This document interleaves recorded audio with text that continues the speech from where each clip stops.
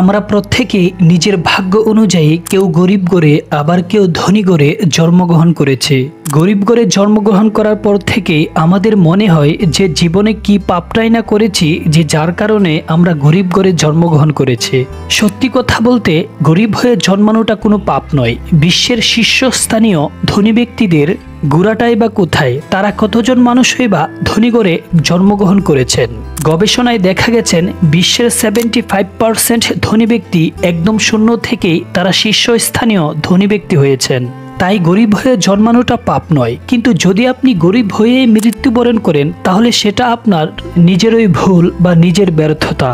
এজন্য আমাদের প্রত্যেকেরই উচিত আমাদের জীবনে বড়লোক হওয়ার চেষ্টা করা, অর্থাৎ আমাদের আর্থিক অবস্থার উন্নতি করা।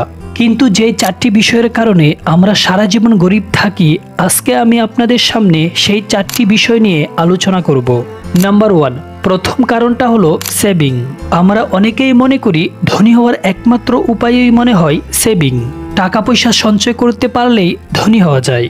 আর সেই কারণে আমরা যে পরিমাণ এফোর্ট, ধৈর্য এখানে আমরা ব্যয় করি, সেই পরিমাণ ধৈর্য যদি আমরা ইনকামে দিতে পারতাম তাহলে বোধহয় ভালো হতো। বিষয়টি একটি উদাহরণের সাথে বলা যাক। অনেক সময় আমরা অনলাইনে কোনো কিছু কেনাকাটার সময় আমাদের খেয়ালই থাকে না যে আমরা অনেক গুরুত্বপূর্ণ কাজ ছেড়ে দিয়ে কিছু টাকা কম হওয়ার জন্য ধৈর্য ধরে রাত ভোর ভরে বসে থাকি আর দেখতে থাকি যে কখন দাম কমবে। অথবা বাজারে কোনো কিছু কেনাকাটার সময় দেখা যায় আধ ঘন্টা ধরে দাম কষাকষি করে অবশেষে 10 টাকা কমালো। দেখুন, ভুল বুঝবেন না, অবশ্যই কোনো একটা জিনিসে দাম কমানো ঠিক, কিন্তু এই পরিমাণ সময় আর ধৈর্য যদি আমরা ব্যয় করতে পারতাম টাকা ইনকামের জন্য, তাহলে অবশ্যই আমরা বড়লোক হওয়ার পথে এগিয়ে যেতে পারতাম। একটা কথা মনে রাখবেন, অতিরিক্ত মাত্রায় কোনো কিছুই ভালো নয়। তাই সেভিংসের ভূত যদি অতিরিক্ত আকারে আপনার মাথায় চেপে থাকে তাহলে এটা আপনার বড়লোক হওয়ার পথে বাধা দিচ্ছে। নাম্বার 2, দ্বিতীয় নম্বর কারণটা হলো নিজের ইনকামে খুশি থাকা। আপনি যদি প্রতি মাসে একটা নির্দিষ্ট পরিমাণ ইনকাম করেন আর তাতেই আপনি খুশি থাকেন, তাহলে বুঝে নেবেন আপনি জীবনে ধনী হতে পারবেন না। আপনি আপনার ইনকামে সন্তুষ্ট মানে হচ্ছে আপনার আগে বাড়ানোর ইচ্ছাটা মরে গেছে, অথবা আপনি ভয় পাচ্ছেন। কিন্তু ধনীরা ততদিন পর্যন্ত কমফোর্ট জোনে যায় না যতদিন পর্যন্ত তাদের টার্গেট পূরণ করতে না পারে। নিজেকে কোন লেভেলে দেখতে চান সেই টার্গেটটা আগে নিশ্চিত করতে হবে, এবং ততদিন পর্যন্ত সন্তুষ্ট হবেন না যতদিন না পর্যন্ত আপনি সেই টার্গেটের ধারে কাছে না যেতে পারছেন। নাম্বার 3 নম্বর যে কারণটা সেটা হলো ঝুঁকি নিতে ভয় পাচ্ছেন। আপনি আপনার জীবনে ইকোনমিকভাবে ঝুঁকি নিতে ভয় পাচ্ছেন। আমি এটা বলছি না যে আপনি পাহাড় থেকে ঝাঁপ দিন, অথবা এটাও বলছি না যে গভীর জলে গিয়ে ডুব দিন। আমি শুধু এটাই বলছি যে আপনি আর্থিকভাবে যে কোনো জায়গায় বিনিয়োগ করুন। এই রিস্কটুকু আপনার নিতে হবে। এই ঝুঁকিটা না নিলে আপনি কখনোই ধনী হতে পারবেন না। উদাহরণ হিসাবে বলা যায় জিও কোম্পানিকে।